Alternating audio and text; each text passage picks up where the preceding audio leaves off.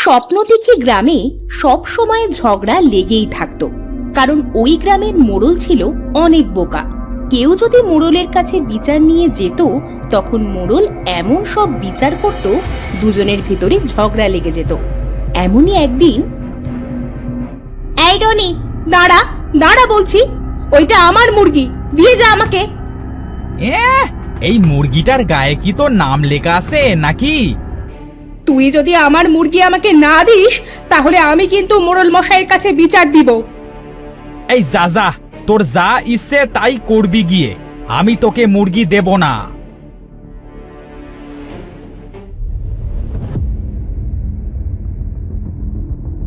মোড়ল মশাই, মোড়ল মশাই, রনি আমার মুরগি চুরি করেছে। কি বলছো তুমি? আমার গ্রামে চুরি? কই চলো তো যে দেখি। মোড়ল তার দলবল নিয়ে জুতির সাথে গিয়ে রনিদের বাড়িতে যায়। রনি, এই রনি, এই বাড়িতে আসো নাকি? হ্যাঁ, আরে মোড়ল মশাই যে, তা কি মনে করে আমার বাড়িতে? শুনলাম তুমি নাকি মুরগি চুরি করেছো। আমার গ্রামে চুরি? এইটা তো মানতে পারবো না। আগে আমি তো মুরগি চুরি করি নাই। কে বলেছে আপনাকে আমি মুরগি চুরি করেছি? আরে তুমি বলছো চুরি করি নাই, হে বলছে চুরি করেছে। এক কাজ করো দেখি, মুরগিটা নিয়ে আসো তো। রনি মুরগিটা নিয়ে আসে। এই যে মোড়ল মশাই, মুরগিটা। মোড়ল মুরগিটাকে নিজের কাছে নিয়ে ভালো করে দেখে বলে, কই মুরগির গায়ে তো কারোর নাম লেখা নেই। মুরগির গায়ে আবার কারো নাম লেখা থাকে নাকি? তোমার নাম যদি লেখা থাকতো তাহলে মুরগিটা তোমার হতো। যেহেতু মুরগির গায়ে কারোর নাম লেখা নেই, সেহেতু মুরগিটা যার কাছে আসে তার বিচার শেষ। আমি এখন আসি। হ্যাঁ,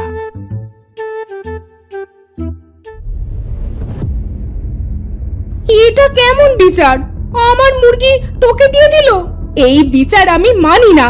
আমার মুরগি দে বলছি, দে। শুনতে পেলি না মোড়ল মশাই কি বলল? এরপর তারা আরো অনেক ঝগড়া করে। বোকা মোড়লের কাছে যাওয়াই আমার ভুল হয়ে গিয়েছে। এখন আমি চলে যাচ্ছি, কিন্তু পরে তোকে আমি দেখে নিব। মোড়ল এভাবেই সবসময় ভুলভাল বিচার করত। একদিন মোড়লের কাছে আবারও বিচার আসে। মোড়ল মশাই, মোড়ল মশাই, আকাশের ছাগল আমার জমি থেকে পটল খেয়েছে, এর বিচার আমি চাই। আরে এখানে তো বসে আছি বিচার করবার জন্যই।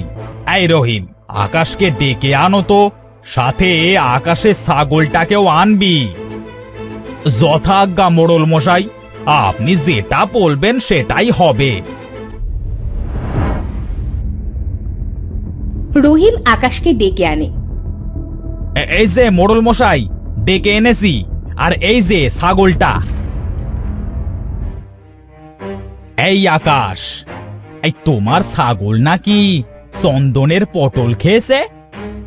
আগে আমি তো জানি না মোড়ল মশাই, আমার ছাগলটা কখন চন্দন ভাইয়ের পটল খেয়েছে।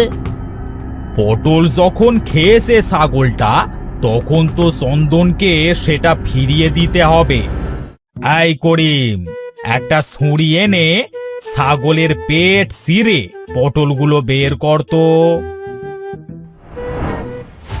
কি বলছেন মোড়ল মশাই আপনি? এটা আমার ছাগলটা তো মারা যাবে। পটল যখন খেয়েছে তখন তো পটল ফেরত দিতেই হবে। করিম একটা ছুরি এনে ছাগলটার পেট চেরে, সাথে সাথে ছাগলটা সেখানে ছটফট করতে করতে মারা যায়। বেশ হয়েছে, এবার যা আমার পটল খেতে। এইটা আপনি কি করলেন মোড়ল মশাই? আমার ছাগলটাকে মেরে ফেললেন।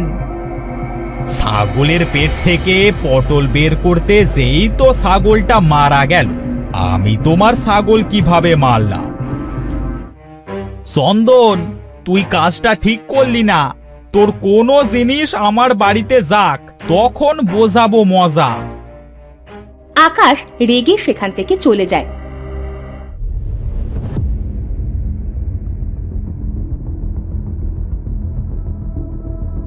অন্যদিকে চায়ের দোকানে বসে সকলে মোড়লের বোকা কাজের কথা বলতে থাকে। এই সিরাজ, শুনেছিস আজ মোড়ল মশাই কি করেছে? শুনেছি শুনেছি। এই মোড়ল ছাগলের পেট থেকে পটল বের করতে ছাগলের পেট ছিঁড়েছে। এটা কখনো সম্ভব?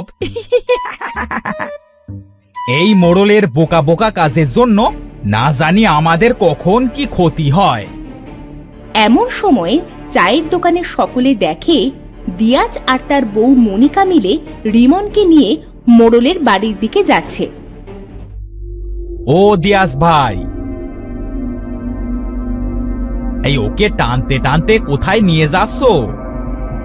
মোড়লের কাছে নিয়ে যাচ্ছি ভাই। কি করেছে রিমন? পরে বলবো ভাই, এখন না গেলে মোড়লকে আর পাবো না। এরপর দিয়াজরা মোড়লের কাছে যায়। ও মোড়ল মশাই, রিমনের পোষা বেড়াল আমার মাছ খেয়ে নিয়েছে। এর বিচার আপনাকেই করতে হবে। বিচার করবার জন্যই তো আমি এখানে বসে আছি। আমি সারা কে করবে সবকিছুর সমাধান? তাহলে তাড়াতাড়ি বিচার করুন তো। রিমন, তোমার পোষা বিড়ালটা রিয়াজকে দিয়ে দাও, তাহলে বিড়াল যে মাছ খেয়েছে সেটা শোধ হয়ে যাবে। এই বজ্জাত বিড়ালটা যদি দিয়াজকে দিয়ে দিই, তাহলে তো আমারই ভালো। আমি এই বজ্জাত বিড়ালটাকে কিছুতেই নেব না। এইটাই তোমার মাছের মূল্য। এই এখন তুমি আসতে পারো।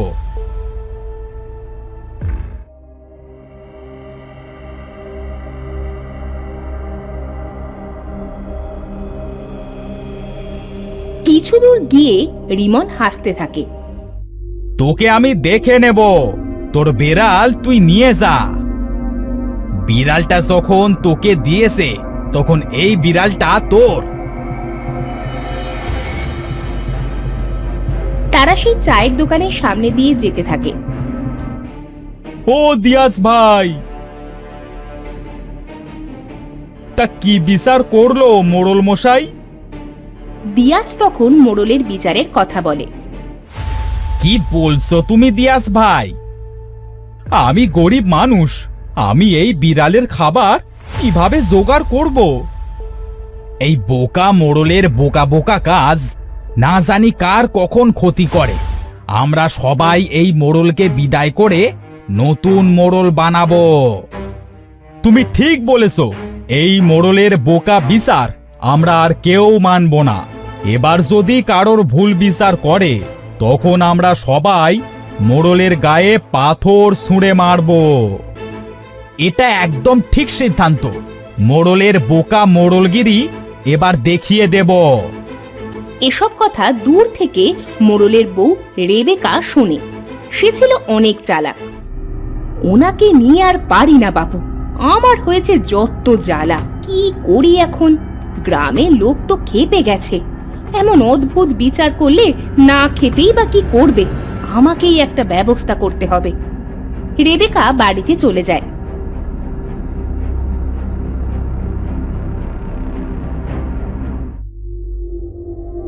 ওগো শুনছো? কোথায় তুমি? কি হয়েছে?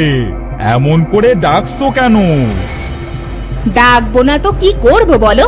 তোমার এই বোকা বোকা বিচার করার জন্য তো গ্রামে মুখ দেখানো যাচ্ছে না।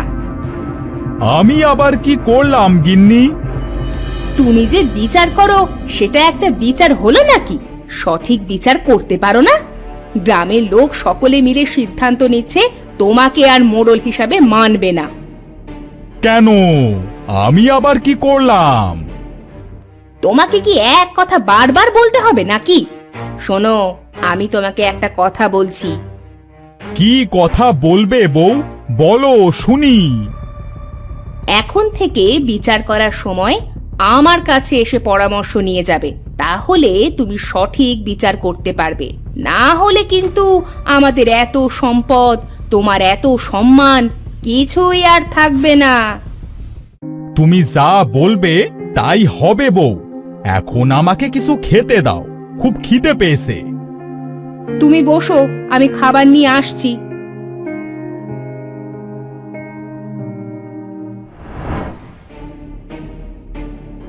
এই যে ভাই, তোর বউ আমার গাছের কাঁঠাল কেন পারলো? পেরেছে, বেশ করেছে। তোর গাছের আগা আমার জমিতে কেন? হ্যাঁ, তোর জমিতে আসে তার জন্য তোরা পেরে খাবি? এটা আমি কিছুতেই মানব না। আমি এখনই যাব মোড়লের কাছে বিচার চাইতে।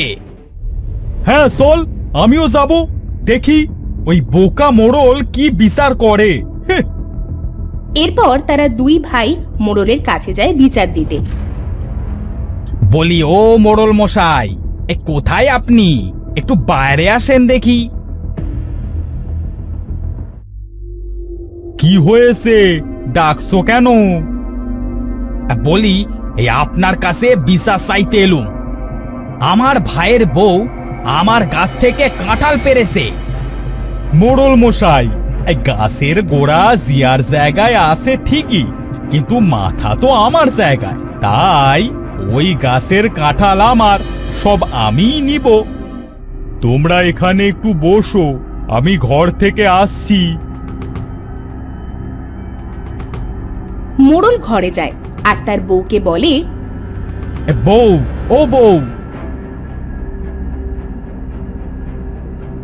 এই আজকে আবার একটা বিচার এসেছে, কি করব বলো তো? কি বিচার এসেছে শুনি? মোড়ল তার বউকে সব বলে। বুঝেছি, শোনো তাহলে।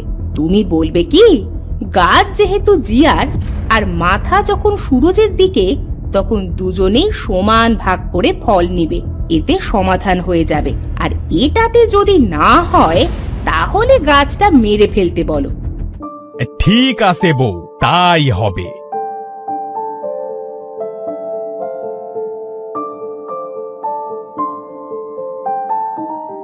আমি চলে এসেছি।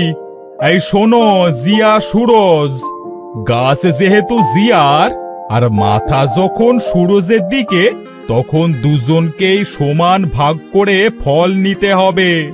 এতে সব কিছুর সমাধান হয়ে যাবে। আর এটাতে যদি না হয় তাহলে গাছটা মেরে ফেলবে, তাহলে আর কোনো ঝামেলা থাকবে না। এই বোকা মোড়ল আবার চালাক হলো কবে? আমি তো মনে করেছিলাম গাছটা আমাকে দিয়ে দেবে, সেটা তো হলো না। ঠিক আছে মোড়ল মশাই। মোড়লের বিচার শুনে সকলে খুশি হয়। সকলে মোড়ল পরিবর্তনের সিদ্ধান্ত বদলায়। তখন থেকে মোড়লের কাছে কেউ কোনো বিচার আনলে মোড়ল তার বউয়ের কাছ থেকে পরামর্শ নিয়ে বিচার করতে শুরু করে। বোকা মোড়ল তার চালাক বউয়ের জন্য আবার হারানো সম্মান ফিরে পায়।